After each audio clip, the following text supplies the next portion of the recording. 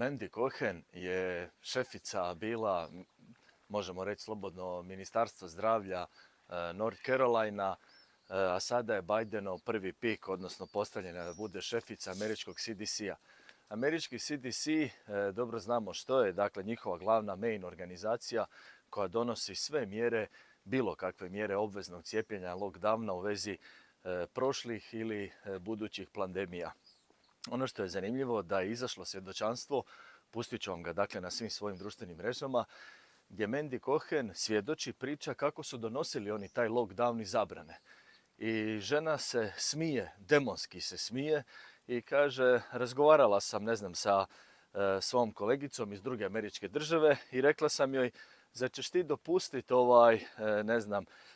njihovim američkim profesionalnim nogometašima da igraju, da treniraju? I ova je rekla, ne, zatvorit ćemo sve.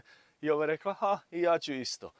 I onako zlurado se smije i zlurado, dakle, tako lagano je govorila o lockdownu, o zatvaranju svega, o uništavanju generacije sportaša, o obveznom cijepljenju. I to vam je ta ekipa, to su ti ljudi.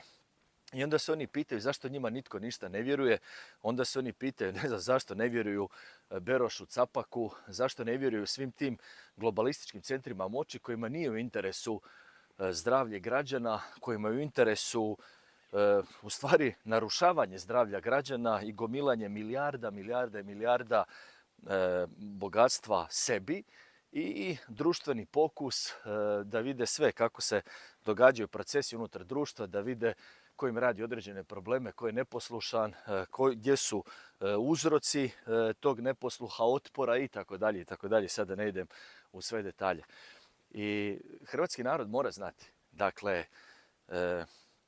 budete li na izborima birali globalističke snage koje bi nam uzimale slobodu, koje su zagovarale da nama necijepljenima se ne smije dopustiti ulazak u trgovinu po kruh, po hranu, da možemo preživjeti, kao što je Anka Mrak-Taritaš, kao što su stranke posebno Možemo, to je teška globalistička ekstremistička skupina, Woke agenda.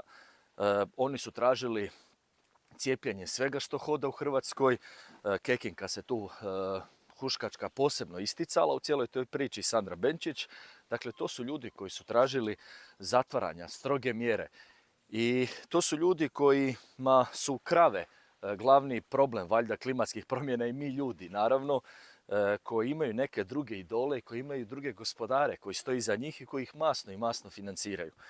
I ljudi moraju znati, budete li dali i najmanju moć tim ljudima, oni će se umrežiti i iće ka oduzimanju naše slobode, iće ka uništavanju svih onih vrednota na kojima počiva ovaj svijet. To je ista ekipa. Mislim, imaju isto gospodara sjena, obmana, onoga u stvari protiv kojega se mi borimo ovdje na ovome svijetu i kojeg mi ne vjerujemo, jeli. Dakle, sloboda je najvažnija. Ako nam oduzmu slobodu, onda više ne možemo ništa.